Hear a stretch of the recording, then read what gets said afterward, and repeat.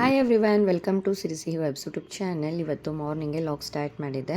And ಇದು ನನ್ನ husband food, breakfast ಅಂತ ಹೇಳ್ಬೋದು. ಅವರು ಡಯಟ್ ಫುಡ್ ತೊಗೊಳೋದ್ರಿಂದ ಅವ್ರಿಗೆ ಓಟ್ಸು, ಹಾಗೆ ಪ್ರೋಟೀನ್ ಆ್ಯಂಡು ಎಗ್ಗು, ಕ್ಯಾರೆಟ್ ಹಾಗೆ ಆರೆಂಜ್ನ ಕೊಟ್ಟಿದ್ದೆ. ಆ್ಯಂಡ್ ಅದು ಎವ್ರಿ ಡೇ ಚೇಂಜಸ್ ಆಗ್ತಾ ಇರುತ್ತೆ. ಆ್ಯಂಡ್ ಮಾರ್ನಿಂಗೆ ಪೂಜೆ ಮಾಡಿ ಮುಗಿಸ್ಕೊಂಬಿಡೋಣ ಅಂದ್ಬಿಟ್ಟು ಎಲ್ಲ ಪೂಜೆಗೆ ಏನೇನು ತಯಾರಿ ಮಾಡ್ಕೊಳ್ಬೇಕು ಎಲ್ಲ ರೆಡಿ ಇಟ್ಕೊಳ್ತಾ ಇದ್ದೆ. ಬಿಕಾಸ್ ಆಮೇಲೆ ಮಕ್ಕಳನ್ನ ರೆಡಿ ಮಾಡೋದು ಎಲ್ಲ ಇರುತ್ತೆ ಅಂದ್ಬಿಟ್ಟು.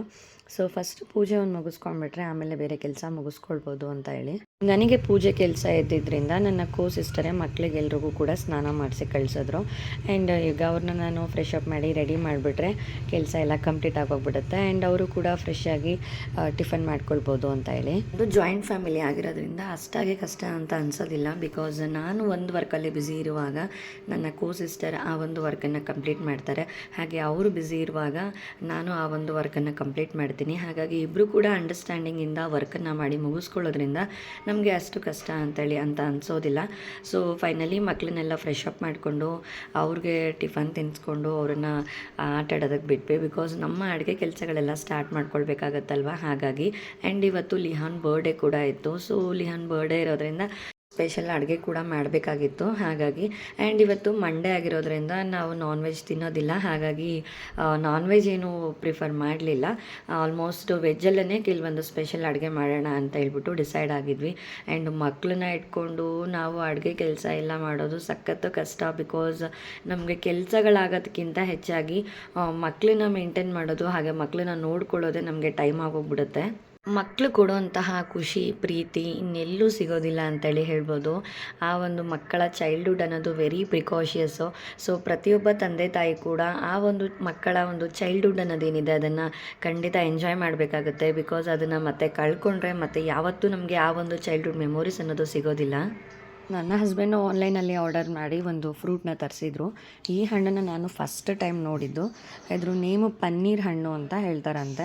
ಆ್ಯಂಡ್ ವೆರಿ ಡಿಫ್ರೆಂಟಾಗಿತ್ತು. ಸೊ ಟೇಸ್ಟ್ ಮಾಡೋಣ ಹೇಗಿರುತ್ತೆ ಅಂದ್ಬಿಟ್ಟು ಅದನ್ನು ಕಟ್ ಮಾಡಿ ಟೇಸ್ಟ್ ಮಾಡಿದೆ. ಟೇಸ್ಟ್ ಕೂಡ ಸೂಪರ್ ಅಂತ ಹೇಳ್ಬೋದು. ಆ್ಯಂಡ್ ಅದ್ರ ಫ್ಲೇವರ್ ಅಂತೂ ಇನ್ನೂ ಒಂಥರ ಫ್ಲವರ್ದು ಫ್ಲೇವರ್ ಥರ ಇತ್ತು. ಇನ್ನು ಯಾರೆಲ್ಲ ಈ ಒಂದು ಪನ್ನೀರ್ ಹಣ್ಣನ್ನು ಟೇಸ್ಟ್ ಮಾಡಿಲ್ಲ, ಒಂದು ಸತಿ ಟೇಸ್ಟ್ ಮಾಡಿ, ತುಂಬಾ ಚೆನ್ನಾಗಿರುತ್ತೆ. ಆ್ಯಂಡ್ ಕಟ್ ಮಾಡಿದಾಗ ಒಳಗಡೆ ಹಾಳಾಗ್ಬಿಟ್ಟಿದೆಯೇನೋ ಅನ್ನೋ ಥರ ಇರುತ್ತೆ. ಅದು ನೋಡ್ಬೋದು ಹೇಗಾಗಿರುತ್ತೆ ಅಂತ. ಬಟ್ ಎಷ್ಟೇ ಫ್ರೆಶ್ ಇರೋ ಹಣ್ಣಿದ್ರೂ ಕೂಡ ಅದೇ ಥರನೇ ಇರುತ್ತೆ ಇನ್ಸೈಡು. ಆ್ಯಂಡ್ ಅದ್ರ ಒಳಗಡೆ ಒಂದು ಸೀಡ್ ಥರ ಬಂದಿರುತ್ತೆ. ಆ ಸೀಡ್ನ ಯಾವುದೇ ಕಾರಣಕ್ಕೂ ತಿನ್ನಬಾರ್ದಂತೆ, ತುಂಬ ಪಾಯ್ಸನಸ್ ಅಂತ. ಸೊ ಆ್ಯಂಡ್ ಫ್ರೂಟ್ ಮಾತ್ರ ತುಂಬಾ ಚೆನ್ನಾಗಿರುತ್ತೆ. ಈ ಒಂದು ಹಣ್ಣು ಒಳಗಡೆ ಇರುವಂಥ ಸೀಡ್ ಬಂದ್ಬಿಟ್ಟು ಒಂಥರ ಅಡಿಕೆ ಹೇಗಿರುತ್ತೆ ಆ ಥರ ಇರುತ್ತೆ. ನನ್ನ ಸಿಸ್ಟರ್ ನಡುವಿನ ಬಾಂಡಿಂಗ್ ತುಂಬಾ ಚೆನ್ನಾಗಿದೆ.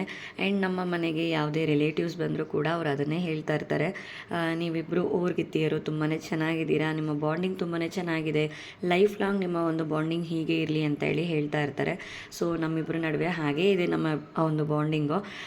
ಇದು ಲೈಫ್ ಲಾಂಗ್ ಹಾಗೆ ಕೂಡ ಇರುತ್ತೆ. ಬಿಕಾಸ್ ನಮ್ಮಿಬ್ಬರ ಮೇಲೆ ಕಂಪ್ಲೀಟಾಗಿ ನಮ್ಮಿಬ್ಬರು ಬಾಂಡಿಂಗ್ ಮೇಲೆ ನಮಗೆ ನಂಬಿಕೆ ಇದೆ. ಆ್ಯಂಡ್ ನನಗೆ ಓನ್ ಸಿಸ್ಟರ್ ಥರ ಫೀಲ್ ಆಗ್ತಾರೆ. ಬಿಕಾಸ್ ಅವರ ಒಂದು ಕ್ಯಾರೆಕ್ಟರು ನನ್ನ ಒಂದು ಕ್ಯಾರೆಕ್ಟರು ಸೊ ಮ್ಯಾಚ್ ಆಗುತ್ತೆ. ಹಾಗೆ ಅಂಡರ್ಸ್ಟ್ಯಾಂಡಿಂಗ್ ತುಂಬಾ ಚೆನ್ನಾಗಿದೆ. ಅಂದರೆ ನನಗೇನೋ ಒಂದು ಟ್ರಬ್ಲಿಂಗ್ ಟೈಮು, ಅಥವಾ ನಾನು ಮಕ್ಕಳ ಜೊತೆ ಬ್ಯುಸಿ ಇರುವಂಥ ಟೈಮಲ್ಲಿ, ಅಥವಾ ಮಕ್ಕಳ ಹಠ ಮಾಡುವಂಥ ಟೈಮಲ್ಲಿ ನಾನೇನಾದರೂ ಬ್ಯುಸಿಯಾಗಿ ಆ ಕಡೆ ಇನ್ವಾಲ್ವ್ ಆದರೆ ಅವರು ಆ ಒಂದು ವರ್ಕನ್ನು ಮ್ಯಾನೇಜ್ ಮಾಡ್ತಾರೆ. ಹಾಗೆ ಅವರು ಅವರ ಮಗುಗೆ ನೋಡ್ಕೊಳ್ಳುವಂಥ ಟೈಮಲ್ಲಿ ನಾನು ವರ್ಕನ್ನು ಮ್ಯಾನೇಜ್ ಮಾಡ್ಕೊಳ್ತೀವಿ.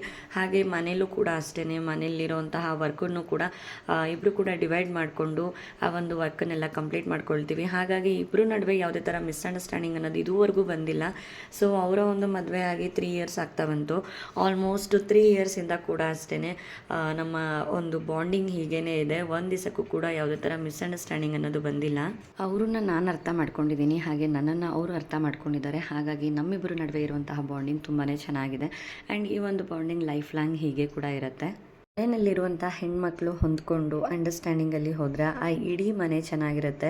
ಬಿಕಾಸ್ ಆ ಒಂದು ಹೆಣ್ಮಕ್ಕಳ ಆ ನಗುನಲ್ಲೇ ಇಡೀ ಮನೆಯ ನೆಮ್ಮದಿ ಅನ್ನೋದು ಅಡಗಿರುತ್ತೆ. ಮನೆಯಲ್ಲಿ ಮಕ್ಕಳಿರೋದ್ರಿಂದ ಯೂಶ್ವಲಾಗಿ ಒಂದು ಆಟ ಸಾಮಾನನ್ನೇ 3 ಜನ ಬೇಕು ಅಂತೇಳಿ ಹಠ ಮಾಡ್ತಾರೆ. ಬಟ್ ಆದರೂ ಕೂಡ ನಾನು ನನ್ನ ಸಿಸ್ಟರ್ ಇಬ್ಬರು ಕೂಡ ಅದನ್ನು ಮ್ಯಾನೇಜ್ ಮಾಡಿಬಿಟ್ಟು 3 ಮಕ್ಕಳಿಗೂ ಈಕ್ವಲ್ ಆಗಿ ಆ ಇಂಪಾರ್ಟೆನ್ಸ್ನ ಕೊಡ್ತೀವಿ. ಹಾಗೆ ಇವತ್ತು ಲಿಹಾನ್ ಬರ್ಡೇ ಇರೋದ್ರಿಂದ ಜಾಮೂನು, ಪಲಾವು, ಪಾಯಸ ಹಾಗೆ ಕೋಸಂಬರಿ ಎಲ್ಲ ಅಡುಗೆನೂ ಪ್ರಿಪೇರ್ ಮಾಡಿದ್ವಿ. ಮಕ್ಳಿಗೆ ಬರ್ಡೇ ಅಂದಮೇಲೆ ಅವ್ರಿಗೆ ಕೇಕ್ ಕಟ್ ಮಾಡಿದ್ರೇ ಒಂದು ಹ್ಯಾಪಿನೆಸ್ ಅಲ್ವಾ. ಹಾಗಾಗಿ ಲಿಹಾನ್ ಬರ್ಡೇಗೆ ಕೇಕ್ ಕಟ್ ಮಾಡಿಸ್ಬಿಟ್ಟು ಬರ್ಡೇನ ಸೆಲೆಬ್ರೇಷನ್ ಮಾಡಿದ್ವಿ. ಯಾಕೆ ಬರ್ಡೇನ ಸಿಂಪಲ್ಲಾಗಿ ಮಾಡಿದ್ದು ಅಂತಂದರೆ, ನನ್ನ ಕೋ ಸಿಸ್ಟರ್ ಅವರ ಅಮ್ಮ ಮನೆಗೆ ಹೋಗಬೇಕಾಗಿತ್ತು. ಬಿಕಾಸ್ ಅಲ್ಲಿ ಕೂಡ ಅವರು ಸೆಲೆಬ್ರೇಷನ್ ಮಾಡಬೇಕಾಗಿತ್ತು. ಹಾಗಾಗಿ ಮತ್ತೆ ಹೊರಡೋದಕ್ಕೆ ಟೈಮ್ ಆಗುತ್ತೆ ಅನ್ನೋ ಒಂದು ರೀಸನ್ಗೋಸ್ಕರ ಸಿಂಪಲ್ಲಾಗಿ ಒಂದು ಕೇಕನ್ನು ಕಟ್ ಮಾಡಿಬಿಟ್ಟು ಸ್ವೀಟ್ ಅಡುಗೆಯನ್ನು ಮಾಡಿಬಿಟ್ಟು ಸೆಲೆಬ್ರೇಷನ್ನ ಮಾಡಿ ಮುಗಿಸ್ಕೊಂಡ್ವಿ. ಬಿಕಾಸ್ ಅಲ್ಲೂ ಕೂಡ ಸೆಲೆಬ್ರೇಷನ್ ಮಾಡಬೇಕಾಗಿತ್ತು. ಹಾಗಾಗಿ ಬರ್ಡೇ ಸೆಲೆಬ್ರೇಷನ್ ಇದೆಲ್ಲ ಮಕ್ಕಳಿಗೆ ತುಂಬಾ ಇಷ್ಟ. ಚಿಕ್ಕ ಮಕ್ಕಳಿದ್ದಾಗ ಅವ್ರಿಗೆ ಕೇಕ್ ಕಟ್ ಮಾಡೋದು, ಹಾಗೆ ಬಲೂನು, ಡೆಕೋರೇಷನು ಈ ಥರ ತುಂಬಾ ಇಷ್ಟಪಡ್ತಾರೆ. ಅದೇ ದೊಡ್ಡವ್ರು ಆಗ್ತಾ ಆಗ್ತಾ ಇದೆಲ್ಲ ಸೆಲೆಬ್ರೇಷನ್ ಇಷ್ಟನೇ ಪಡೋದಿಲ್ಲ, ಆ ಥರ ಆಗುತ್ತೆ. ಸೊ ಹಾಗಾಗಿ ಚಿಕ್ಕ ಮಕ್ಕಳಿದ್ದಾಗ ಈ ಒಂದು ಸೆಲೆಬ್ರೇಷನ್ನ ಮಿಸ್ ಮಾಡದೆ ಮಾಡಲೇಬೇಕಾಗತ್ತೆ. ಬಿಕಾಸ್ ಮಕ್ಕಳಿಗೂ ಒಂದು ಮೆಮೊರಿ, ಹಾಗೆ ಅವರು ಇಷ್ಟಪಡೋವಂಥದ್ದು ಆ್ಯಂಡ್ ಅವರು ಕೂಡ ತುಂಬಾ ಖುಷಿ ಪಡ್ತಾರೆ. ನಿಂಗೂ ನನ್ನ ಕೋ ಸಿಸ್ಟರ್ ಹಾಗೆ ಲಿಹಾನ್ ಎಲ್ಲ ಅವರ ಅಜ್ಜಿ ಮನೆಗೆ ಹೋದರು.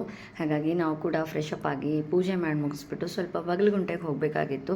ಕೆಲವೊಂದು ಶಾಪಿಂಗ್ ಮಾಡ್ಕೊಂಡು ಬರೋದಿತ್ತು. ಹಾಗಾಗಿ ಬಗಲ್ಗುಂಟೆಗೆ ಹೋಗಿದ್ವಿ.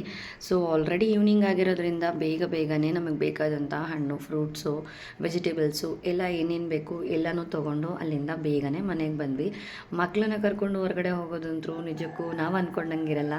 ಆ್ಯಂಡ್ ನಾನು ತುಂಬ ವೀಡಿಯೋ ಕ್ಯಾಪ್ಚರ್ ಮಾಡ್ಕೊಳ್ಳೋದಕ್ಕೂ ಆಗಲಿಲ್ಲ. Thank you so much for watching my video.